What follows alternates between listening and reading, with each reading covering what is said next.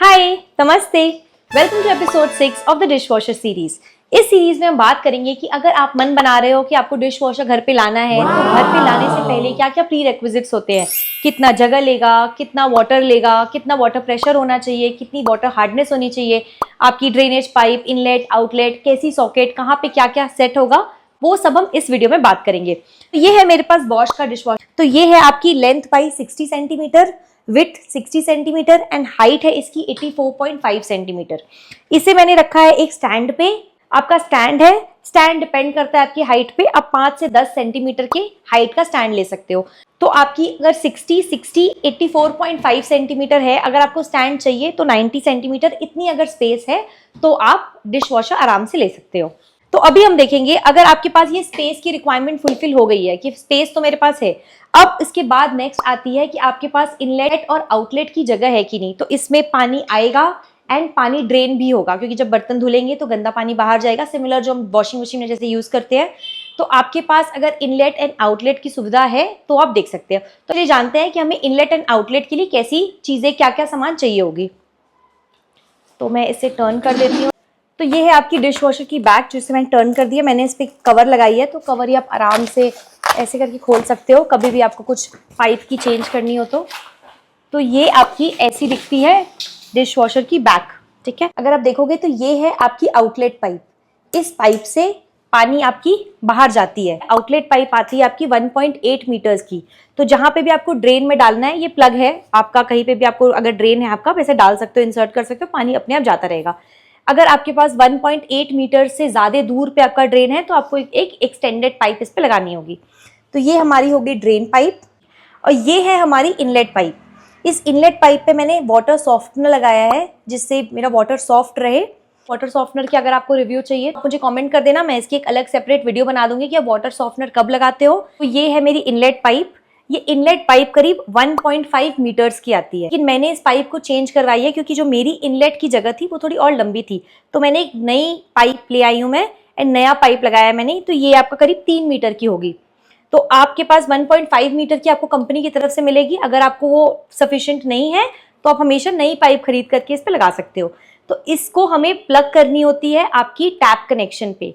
वो tap connection आपका 3/4 inches की होनी चाहिए। अगर आपकी ये 3/4 इंचेस की नहीं है तो आपको एक टेक्नीशियन को बुला करके, प्लम्बर को बुला करके इसको ठीक करानी होगी। अगर ये नहीं है तो आप ऑब्वियसली सेट करा सकते हो, प्लम्बर का काम है, प्लम्बर बहुत आसानी से कर देंगे।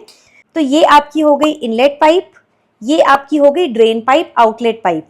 ये है हमारी पावर कनेक्शन। पावर कनेक्शन की पाइप ये थर्ड वाली पावर कनेक्शन की है। तो ये है आपकी पावर कनेक्शन की वायर। ये कंपनी की तरफ से 1.7 मीटर्स की मिलती है। अगर आपको ये छोटी पड़े तो आप एक्सटेंशन लगा सकते हो। एक्सटेंशन जनरली रेकमेंडेड नहीं होता है, पर आप हमेशा यूज कर सकते हो एक्सटेंशनर। बहुत लोग कंप्लेन करते हैं कि आपकी इस डिश वॉशर में करंट आती है।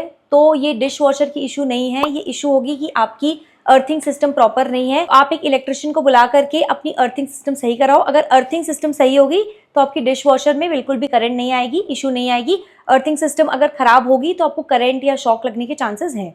तो ये हो गया आपका बैक साइड से बेसिक कनेक्शन। अब हम देखेंगे कि मैंने बाहर से अपने घर में ये इनलेट और आउटलेट कैसे सेट किया है ताकि आपको हेल्प हो। तो ये है कनेक्शन। तो वहां मैंने रखी है डिश वॉशर अपनी यहाँ पे, और इसके साथ में ये है मेरा पाइप जिसमें मैं कनेक्ट करती हूँ। तो ये जो आपकी इनलेट पाइप है ये मैं इसे यहाँ पे लगाती हूँ ऐसे करके। एंड ये मेरा टैप है ऑन एंड ऑफ का। ये जब भी मुझे चलानी होती है तो मैं इसे ऑन कर देती हूँ, और जब भी मुझे ऑफ करनी होती है तो मैं इसे ऑफ कर देती हूँ। ये आपका डबल माउथ है क्योंकि मैं इसी टैप के साथ वॉशिंग मशीन भी कनेक्ट करके रखी हूँ। ये वॉशिंग मशीन और मेरी डिश वॉशर दोनों इसी टैप से कनेक्टेड है। तो ये इनलेट पाइप जो है ये आपकी 3/4 इंचेस की है, जो मैंने आपको बताया 3/4 इंचेस मतलब 0.25 इंच की है। अगर आपके पास जो टैप का आपका मुंह है वो 3/4 नहीं है, आधा है या फिर 1 है, तो आपको एक प्लम्बर को बुला करके एक नया टैप लगानी पड़ेगी, या फिर आप एक्सटेंशन लगा करके इसको 3/4 तक कर सकते हो। क्योंकि ये 3/4 के ऊपर या नीचे उसके अलावा ये सेट नहीं होगा, 3/4 होनी चाहिए। तो ये हो गई मेरी इनलेट की बात। एंड ये है आपकी ड्रेन पाइप। ये जहाँ पे मेरी नीचे में ड्रेन है तो मैं बस उसे यहाँ प्लग कर देती हूँ, और जब भी पानी जाता है गंदा वाटर तो आराम से वो फ्लो हो जाता है। तो इसमें कोई भी वो नहीं है, बड़ा छोटा जैसा भी ड्रेन हो आपका, आप इसमें आराम से प्लग करके यूज कर सकते हो। तो ये देखो 2 आपके प्लग्स हैं। ये वाली प्लग आपकी नॉर्मल प्लग है, ये आपकी 16 एम्पियर की प्लग होती है। मैं आपको सॉकेट भी दिखाती हूँ। ये जो आपकी ये सॉकेट है ये 16 एम्पियर की सॉकेट है। एंड ये आपकी नॉर्मल सॉकेट है। आप डिफरेंस देख सकते हो। तो जो डिश वॉशर में आपको लगानी है वो ये 16 एम्पियर की ही लगानी है। ये मैंने एक्स्ट्रा बाद में ये स्विच लगाया था क्योंकि 16 एम्पियर की नहीं थी, या फिर आप एक्सटेंशन लगा सकते हो। एक्सटेंशन इतनी बड़ी मशीन के लिए रेकमेंडेड नहीं है, तो आप ये ऐसा प्लग लगा सकते हो। वो अगर आपको लॉन्ग टर्म डिश वॉशर आप ऐसे भी 10 साल यूज़ करोगे कम से कम, तो आप आराम से ये लगवा सकते हो। ये आपकी हुई नॉर्मल, ये हुई आपकी 16 एम्पियर। ये है आपकी डिश वॉशर की। तो हमने बात कर ली इसकी हाइट, विड्थ, डायमेंशन की, कितनी जगह लेगी।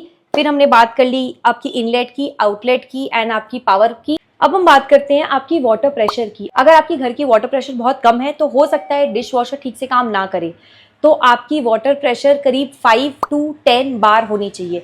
ये आपको मेजर करने के लिए कोई मशीन की जरूरत नहीं पड़ेगी। आप जिस टैप से इसको कनेक्ट करेंगे उसके नीचे आप एक 10 लीटर की बाल्टी रखिए। अगर वो 10 लीटर की बाल्टी आपकी 1 मिनट में आराम से भर जा रही है तो आपकी डिश वॉशर आराम से काम कर जाएगी। 10 लीटर नहीं भी भरे तो करीब अगर 8 से 9 लीटर भी पानी उसमें अच्छा खासा भर गया 1 मिनट के अंदर, तो आपकी डिश वॉशर आप लगा सकते हो। उस टैप की वाटर प्रेशर आराम से काम कर जाएगी। तो अब हम नेक्स्ट बात करते हैं वाटर हार्डनेस की। अगर आपकी वाटर 883 ppm से ज़्यादा हार्ड है तो वो डिश वॉशर के लिए बहुत हार्ड है। बट ऐसी कोई बात नहीं है कि आप बहुत ज़्यादा हार्ड वाटर है तो आप डिश वॉशर नहीं लगा सकते हो। उसके लिए हम ऐसी वाटर सॉफ्टनर यूज़ करते हैं, अच्छी क्वालिटी की सॉल्ट यूज़ करते हैं एंड डिश वॉशर की अपनी सेटिंग्स यूज़ करते हैं आपकी वाटर हार्डनेस को कम करने के लिए। तो वो हो सकता है 883 ppm तक अगर है तो आप बहुत आराम से यूज़ कर सकते हो। उसके ऊपर अगर हार्ड है वाटर तो आप ऐसी वाटर सॉफ्टनर यूज़ कर सकते हो। अगर आपको वाटर सॉफ्टनर पे डिटेल्ड वीडियो चाहिए या फिर वाटर हार्डनेस को कैसे कंट्रोल करें उस पर डिटेल वीडियो चाहिए तो आप मुझे कमेंट कर देना, मैं उस पर एक डिटेल वीडियो बना दूंगी। तो इस वीडियो में हमने बात कर ली आपकी डिश वॉशर की डायमेंशंस की, कितनी स्पेस आपको लगेगी डिश वॉशर को रखने के लिए, आपकी इनलेट पाइप, ड्रेनेज पाइप, कहाँ कहाँ पे आप क्या फिट करोगे, 16 एम्पियर की पावर सॉकेट लगेगी। हमने बात कर ली आपकी वाटर हार्डनेस की, वाटर प्रेशर की। तो आई थिंक अगर ये सारे के सारे पैरामीटर्स में आप चेक लगा रहे हो अपने घर में तो आप ये डिश वॉशर बहुत ही अच्छी प्रोडक्ट है। आप बहुत आराम से बिना सोचे समझे आंख बंद करके खरीद सकते हो। मेरे पास बॉश है, बॉश भी अच्छा काम करता है। अगर आपको बॉश की डिटेल रिव्यू चाहिए प्रोज एंड कॉन्स की, आप मुझे कमेंट करना, मैं उस पर बना दूंगी। इसके साथ डिश वॉशर रिलेटेड बहुत सारे वीडियोस मेरे प्लेलिस्ट में है, मेरे चैनल पे है, आप जाकर के देख सकते हो। बहुत हेल्पफुल वीडियोस होगी, आपको बहुत हेल्प मिलेगा। कुछ भी और है, आप प्लीज कुछ भी मैंने मिस कर दिया हो बताना, या फिर कुछ भी आपको एक्स्ट्रा जानना हो आप प्लीज मुझे कमेंट करना, मैं जरूर हेल्प करूंगी। तब तक के लिए bye bye, see you later in my next video.